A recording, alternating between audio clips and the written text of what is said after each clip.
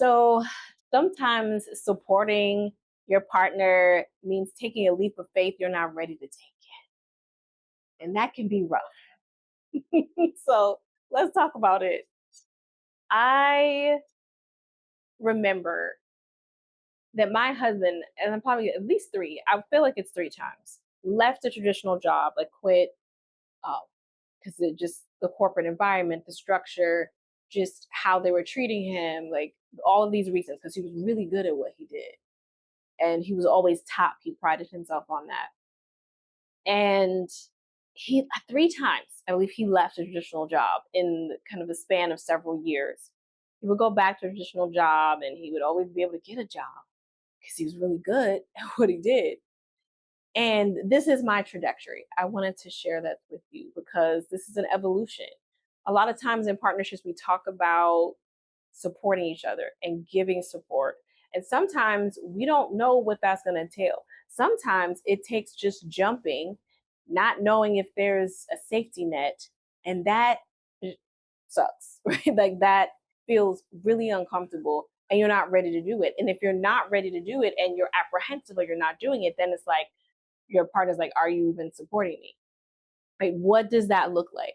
And what does support look like to you, to your partner, right? Having that conversation, but staying in like my trajectory. The first time that he went, I was like, what? Like, we're in our 20s. We're figuring things out. Like, we need the cheddar that you're bringing in. Like, you just, what do you mean? You quit. And it was just, I was not happy. I was not, and I'd heard like this was going down, and so and so they had a change in the management, and when this happened, and I'm like, I hear you, and I came from, you have old school parents who are like, you suck it up and you do it, you play the game, you stick and move. My husband doesn't like doing that. It feels disingenuous for him, and it's funny because my dad just told me that my mom was similar. Like playing the game was felt disingenuous for her. And so he ain't playing. People either have integrity and they're dealing a certain way or they're not. And in a business corporate structure, it's not always going to be like that. It's not always going to feel like that. It's not always going to be that comfortable. And so, eventually he finds another job.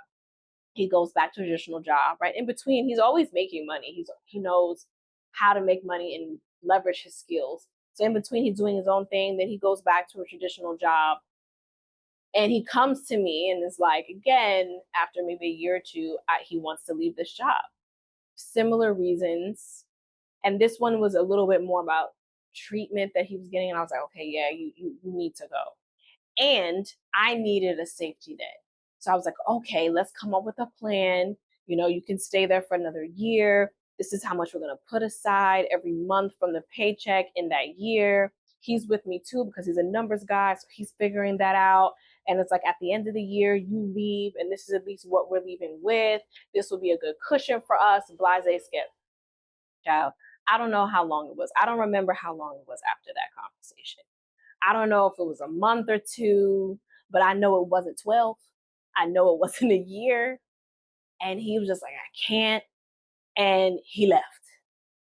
And I was like, but we had a plan though. Like I did, but we had talked about it and we had a plan. And it wasn't in that conversation, it wasn't that he disregarded the plan because we came up with it together. It was that what he was dealing with day to day for as many hours as you're at work was so disheartening for him that had to become more of a priority than this. And he was like, I'm going to do what I have to do and figure it out. And he did. And still working himself, right? To be able to do that in the in between. And then let's get to the third. And this one has a little story attached. We're in our one bedroom apartment because he quit again. He quit like another job. He quit again, or he wanted to leave.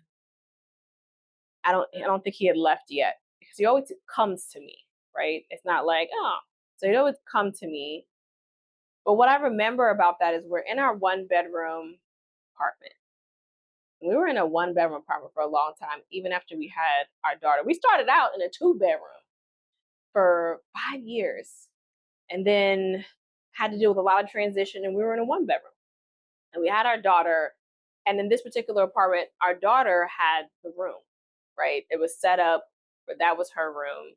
The what would have been the dining space, I set up more as my office. It had a huge closet in that room, so all of our clothes and things went in that closet. And we had a huge pull-out couch. It was sectional, and then it had a part that pulled out, and that's where he and I slept. And so we're in this apartment. We're in my daughter's room. She's playing or something like that. And we're lying on the carpet. Ugh, that carpet, y'all. I'm not a fan of carpet. My allergies are not, but I digress. But we're lying on the carpet, kind of like almost like that rom-com cinematography shot, where the overhead shot, I imagine they do, because we're laying on the couch, kind of laying on the carpet, head to head, and he's telling me that I can't do this anymore. And he's sharing it all with me about, like, I know that I this is kind of the pattern that I have, and all of that, and I'm listening. And he's like, I know, like, last time we had a plan, and I just need I need to leave. I need to go all in for myself. I need to just start my business. I need to bet on myself. I need to do all that. And so I have an opportunity here to support. And genuinely I say, okay, you should leave. You can't stay there. Let's do it. Bet on yourself. And he was almost like, like that was too easy. Is this a trick? Is this a trap? What are we doing? And I was like, no, for real. Like, you do. And I was calm, because he could almost, the other times he could feel that I was uncalm. Like, it probably felt frantic. My body was probably tense. We're laying there, and I'm like, do it. And he said to me, like, you've changed. Right. And it wasn't because I didn't support him in general. Right. When he said that, he meant that I had come to a place where I was more willing to take the leap. I was more willing to have that, to jump, and to have that faith in the situation, and not desperately needing a net for that. And I could tell in his facial expressions how much he appreciated that shift in me. And what I appreciated in that moment, as we're just looking at each other, laying on this carpet, and about to make another transition and another pivot, is that despite the decisions that he was making, he allowed me to come to this place of being able to genuinely be like, okay, yeah, let's do it. He was like, yeah, and I'll stay there another few months. I'm like, nah, just leave. If you want to leave, just let's leave now. Let's do it. Right. And that's when, what? Who this? Is this my wife? It is. It is me. And he allowed for that evolution, because obviously I was very not for it the first time because of my own fears. And then the second time, I can remember, like, okay, I want you to do this to make sure that we're okay. Like, this is my safety net moment, like, let's make a plan. And then the plan didn't pan out. And still, because I didn't want him to say, right? I just wanted us to be okay. Still, my stuff, my scarcity mindset, my stuff. Because he always made a way. And I needed to see that. No matter what anybody thinks about that, on the other end, we can always say, but you should have.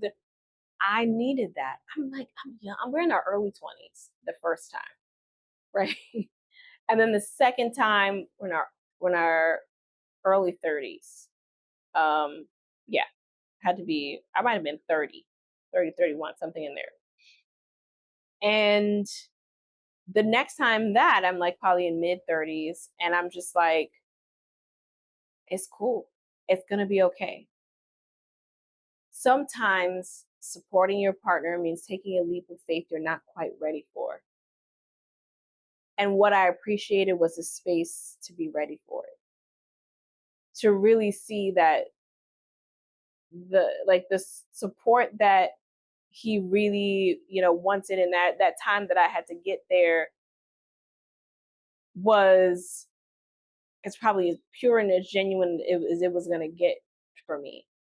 But I had to move, and I had to grow as a person. I had to come face to face and confront my own stuff before we could really get to that point, because I wasn't ready to leave, and I wasn't ready to jump, and I wasn't ready to not have a safety net, and I wasn't comfortable with that. And I in that moment I'm like, I trust in us, I trust in you. I want your, and I don't even want to say happiness, because I feel like if happiness, I feel like I would be diluting it if I said happiness. The sanctity of your spirit. That's really what it was. The sanctity of your spirit is more important than these checks. The checks are important, but it was more important than these checks, and the checks will come. I said in another video when I was talking about the money situation, having the money conversation with your partner, that time is finite, like, and money is fluid and time is finite. The time is the real commodity. How much time should he be spending in a space that is not serving him, and in fact is chipping away at him? Time that he will not give back, time that will erode something in him because of money, when money is fluid and it will come in and out. But I had to get there. And the truth of the matter is, like, the real, and I honor that he's not here. This is something that he told me, right? He shared with me, so I can share that piece. Is he had to feel comfortable going all in on himself. He had to feel comfortable betting on himself. Because at that point, I was like, why do you even keep going back to a traditional job? Right? The back and forth, the 1 foot, one foot in and 1 foot out. You don't need to do that. You got this. You know what I mean? Like, do you believe you've got this? Because you are also the one who's like, I can't do this, and then you leave and then you come back. And so he also had to get to his space. He's also figuring out what makes sense in terms of asking him the question of, why do I keep going back? Does that feel secure? Because anytime that I've been in these spaces, the security has been false. And how they lull me back in, like it's going to be different, and it's not different. It's not different. It's more of the same. It's it's what it is. I know I am him right now, but I as him, I know I don't want to play the game. I know it feels disingenuous. I know I have a certain level of integrity, even within a corporate structure. And I'm surrounded by people that don't think that way, and that are playing the game, and that do want to move up like all of these things. And so that is not the environment for you. And when do you put your stake in the ground and actually anchor in the fact that that's not the environment for you? And so we're both on our journeys. I'm on mine. That's my trajectory. And he's on his. And what I think we have a tendency to do is we don't allow for that spaciousness for our partner to come to a space. We want them to already be there, already have worked through all their mindset stuff, already, you know what I mean? Like, if you know, hey, this person cares for me, sometimes it's just the capacity they have in the moment. Sometimes you have to have the conversation of where the gray area is. It doesn't have to be black and white, but what's the gray area? In that second instance, like in the first one, I had to eat it because I was like, what? And he still needed to do it. And I was like, okay, I don't like this, but okay. The second time, I, that was me trying to be in the gray with him. Not like, oh, I don't want you to do this and you want to do this and we're just on opposing sides, but like, I'm in the gray with him. That was what that was. And the third time, I was like, oh, we living in the gray now. We're swimming in it. We don't have to find it. we we're grooving in the gray area because the gray is where your desire and where your wholeness and fulfillment live. So let's live there. And we have to get there. He had to get there. I have to get there. And so you may be in this situation with your partner. Like, are you meeting them where they are they meeting you where you are you finding something in the gray? Are you talking through the thing? Because it ain't easy. Even if you talk through it, sometimes the spouse isn't ready, the partner isn't ready.